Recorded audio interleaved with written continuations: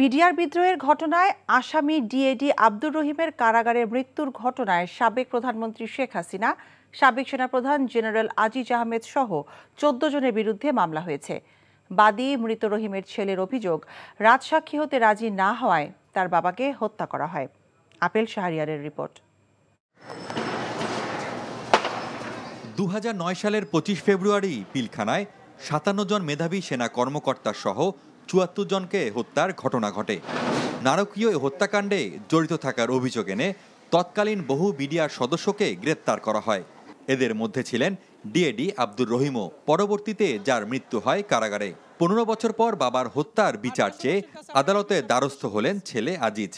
ঢাকা মহানগর হাকিম মোহাম্মদ আখতারুজ্জামানের আদালতে আব্দুল আজিজ হত্যা মামলার আবেদন করেন। মামলায় সাবেক প্রধানমন্ত্রী শেখ হাসিনা, সাবেক সেনাপ্রধান জেনারেল আজিজ আহমেদ, সাবেক সংসদ সদস্য শেখ সেলিম, ঢাকা দক্ষিণ সিটির সাবেক মেয়র শেখ ফজলিনুর তাপস, সাবেক কারা মহাপরিদর্শক আশরাফুল ইসলাম খান সহ ১৪ জনকে আসামি করা হয়েছে। আসামি করা হয় অজ্ঞাতনামা আরো ২০০ ব্যক্তিকে।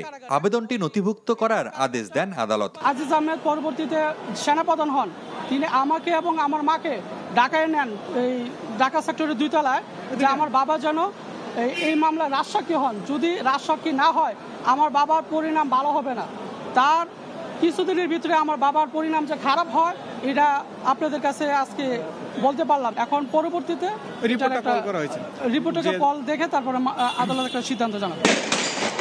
গত ১৮ জুলাই ঢাকার সাভারে ছাত্র জনতার আন্দোলনে পুলিশের গুলিতে নিহত হন শাহিক আসহাবুল ইয়ামিন নামে এক শিক্ষার্থী।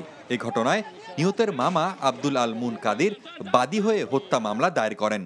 আসামি করা হয়েছে সাবেক প্রধানমন্ত্রী শেখ হাসিনা, সাবেক স্বরাষ্ট্রমন্ত্রী আসাদুজ্জামান খান কামাল, সাবেক আইজিপি সহ ৪৭ জনকে।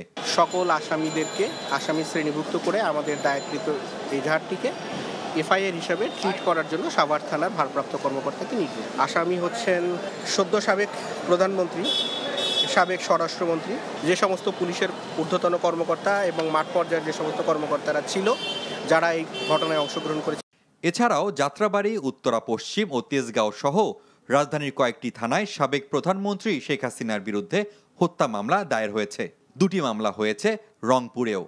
Apple Shahriar, NTV news, Dhaka.